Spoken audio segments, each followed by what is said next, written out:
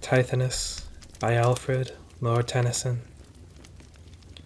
The woods decay and fall. The vapors weep their burthen to the ground. Man comes and tills the field and lies beneath, and after many a summer dies the swan. Me, only cruel immortality consumes. I wither slowly in thine arms, here at the quiet limit of the world, a white-haired shadow roaming like a dream, the ever-silent spaces of the east, far-folded mists and gleaming hulls of morn. Alas, for this grey shadow, once a man, so glorious in his beauty and thy choice, who madest him thy chosen, that he seemed to his great heart none other than a god. I ask thee, give me immortality.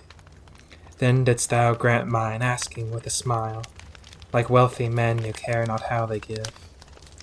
But thy strong hours indignant worked their will, and beat me down and marred and wasted me, and though they could not end me, left me maimed to dwell in presence of immortal youth, immortal age beside immortal youth, and all I was in ashes. Can thy love, thy beauty, make amends, though even now close over us the silver star thy guide shines in those tremulous eyes that fill with tears to hear me? Let me go. Take back thy gift. Why should a man desire in any way to vary from the kindly race of men, or pass beyond the goal of ordinance, where all should pause, as is most meet for all? A soft air fans the cloud apart. There comes a glimpse of that dark world where I was born. Once more the old mysterious glimmer steals from thy pure brows, and from thy shoulders pure, and bosom beating with a heart renewed. Thy cheek begins to redden through the gloom. Thy sweet eyes brighten slowly close to mine, ere yet they blind the stars, and the wild team which love thee, yearning for thy yoke, arise, and shake the darkness from their loosened manes, and beat the twilight into flakes of fire. Lo, ever thus thou growest beautiful in silence, then before thine answer given departest, and thy tears are on my cheek. Why wilt thou ever scare me with thy tears, and make me tremble lest a saying learnt in days far off on that dark earth be true?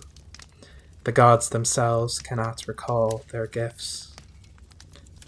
Ay me, with what another heart in days far off, and with what other eyes I used to watch, if I be he that watched, the lucid outline forming round thee, saw the dim curls kindle into sunny rings, changed with thy mystic change, and felt my blood glow with the glow that slowly crimsoned all thy presence and thy portals, while I lay, mouth, forehead, eyelids, growing dewy warm, with kisses balmier than half-opening buds of April, and could hear the lips that kissed, whispering I knew not what of wild and sweet, like that strange song I heard Apollo sing, while Ilion, like a mist, rose into towers.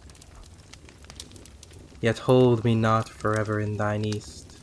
How can my nature longer mix with thine? Coldly thy rosy shadows bathe me.